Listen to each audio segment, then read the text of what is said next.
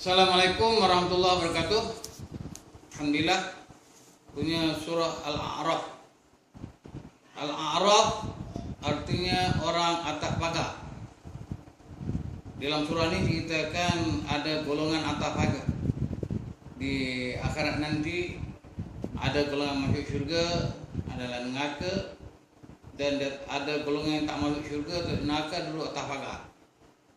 Sebab ada atas pagar, karena di dunia dulu pun dia berjuang atas pagar.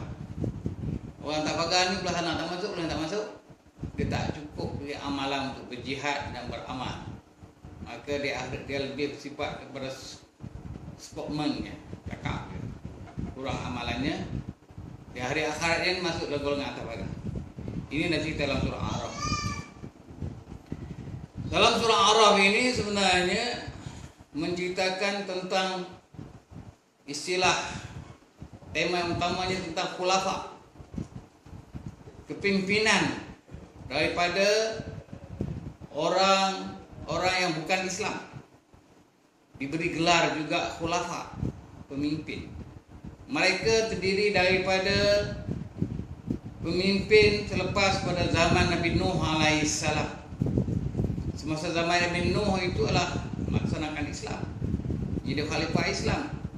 Selepas zaman Nabi Nuh, semasa zaman Namrud, sezaman itu juga terdapatnya kaum Ad. Kaum Ad ini mereka menyembah berhala dan mereka berbangga dengan pembangunan.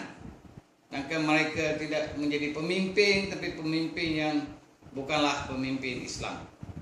Sehingga Allah Ta'ala utuskan Nabi Hud alaihissalam untuk berdakwah supaya mereka kembali kepada mengikut syariat hukum syariat Islam dan mengikut percaya kepada perintah Allah, percaya kepada Allah dan melaksanakan hukum syariat Allah. Tapi kaum Ad ini terkenal satu kaum yang berbangga dengan pembangunan.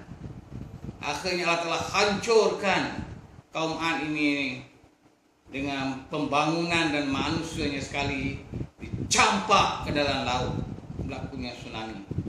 Mereka ini mendirikan rumah yang mencakar langit di bahagian perseberangan pantai di Hadramaut. Ini cerita kaum Ad. Selepas daripada kaum Ad, menjadi khalifah juga adalah kaum Samud. Kaum Samud juga penyembah berhala. Dan mereka berbangga dengan pembangunan yang membuatkan rumah di tanah yang lapang, membuat rumah yang besar umpama istana, dan mendirikan di bukit yang mereka pahat menjadikan juga rumah. Dan mereka berbangga dengan pembangunan yang mereka dirikan, sedangkan mereka menyembah berhala. Allah Ta'ala utuskan Nabi Saleh untuk menyeru kaum Samud supaya kembali menyembah Allah dan melaksanakan hukum syariat Allah. Tetapi mereka membuat pelanggaran. Mereka tidak mentauhidkan Allah dan melanggarkan syariat Allah, yaitu mereka menyembelih lembu, menyembelih unta yang Tuhan jadikan itu sebagai tanda kebesaran karena kuasa Allah. Mereka sembelih. Akhirnya Allah Ta'ala turun balak dengan didatanginya suara petir yang menyebabkan mereka kembali ke rumah mereka dan mereka jatuh tersungkur dalam rumah. Rumah hanya keadaan yang baik, tapi mereka telah dibinasakan. Inilah cerita mengenai kaum Samud yang berlakunya di Jordan. Kesan sejarahnya masih ada di Jordan. Siapa nak pergi melihat kaum Samud, kesan sejarahnya masih ada. Jadi cerita-cerita yang kemarin diceritakan dalam surah Al-A'raf ini adalah untuk memberi pengajaran kepada umatnya Nabi Muhammad SAW dan orang Islam yang ada sekarang ini. Islam tidaklah menentang pembangunan, tapi pembangunan yang dibangunkan itu mestilah pembangunan tamadun yang berasal kepada tamadun Islam. Tamadun yang dibangunkan untuk menyatakan kebesaran Allah Subhanahu wa taala yang dikenali tamadun Rabbaniyah. Tamadun yang dibangunkan adalah untuk memberi hak keadilan sosial yang dikenali dengan tamadun insaniyah. Tamadun yang dibangunkan itu juga adalah untuk membangunkan kemajuan tamadun yang menjadi keperluan hidup manusia di dunia. Sampai itu, dunia yang dibangunkan itu adalah sebagai persediaan untuk menuju ke kampung akhirat. Ini menunjukkan bahawa kemajuan tamadun dalam Islam itu ada lebih berwawasan kepada wawasan akhirat. Tapi itu manusia adalah mempunyai ilmu pengetahuan. Inilah di antara perkara yang penting dan disebut dalam surah A'raf.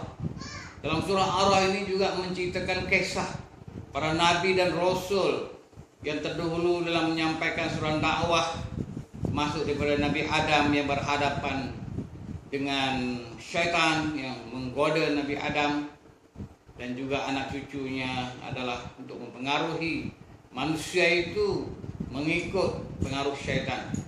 Dengan dalam surah Al-A'raf ini juga Allah menjelaskan kebanyakannya ahli neraka itu adalah terdiri daripada jin dan manusia yang ada hati tidak mengambil kepahaman, ada mata tidak mau melihat, dan ada telinga tidak mau mendengar.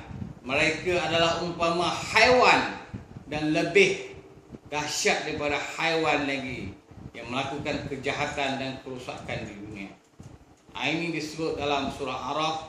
Dalam surah A'raf itu juga mengingatkan manusia untuk berkeyakinan, berkuat pegangan hidup mereka dengan akidah Islam berdasarkan kepada Asmaul Husna. Walillahil Asmaul Husna. Bagi Allah itu ada nama-nama yang baik.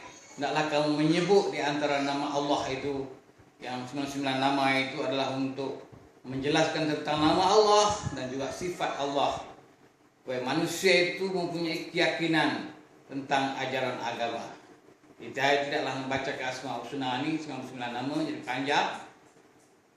Terus kurang-kurangnya Asmaul Husna ini 3 nama yang utama. Nas'aluka ya man huwallahu allazi la ilaha illa huwar rahmanur rahim. Ada 3 nama. Tuhan itu nama Allah, Ar-Rahman, Ar-Rahim. Itulah yang dikatakan Bismillahirrahmanirrahim. Seorang yang membaca Bismillahirrahmanirrahim itu adalah menyebut dengan nama Allah yang bersifat Rahman Rahim. Allah mana maha tinggi, maha besar, maha agung. Ar-Rahman mana maha pemurah dari segi rezekinya Tuhan bagi di dunia. Ar-Rahim maknanya Tuhan beri nikmat di hari akhirat, yaitu syurga. Itu adalah tentang pembicaraan dengan Asmaul Husna ini panjang lebar yang tak ada masa untuk diperjelaskan di sini, yang perlu ada satu pengajian yang lain.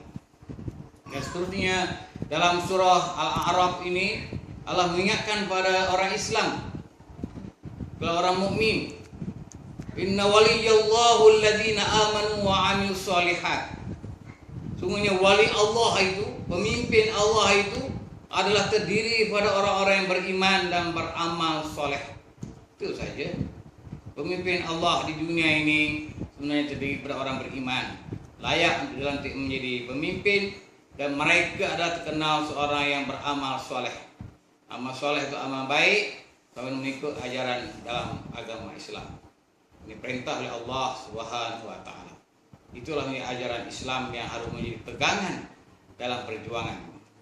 Lawan daripada perjuangan Islam itu adalah manusia terpengaruh dengan pengaruh syaitan. Syaitan memanglah berusaha dalam segala upaya untuk menggoda manusia itu dalam 24 hours, dalam masa 4 jam. Dia tidak rasa letih dan jemu dan dalam untuk macam mana cara untuk mempengaruhi manusia mengikut syaitan. Baik itu untuk mengingatkan manusia ini kepada jalan Allah, hendaklah kita membaca Al-Quran dan zikrullah dan mengingatkan segala perintah Allah bagaimana yang terdapat dalam Quran. Itulah menjadi pegangan bagi umat manusia di zaman dulu maupun sekarang. Wabillahi taufiq wal hidayah. Assalamualaikum warahmatullahi wabarakatuh.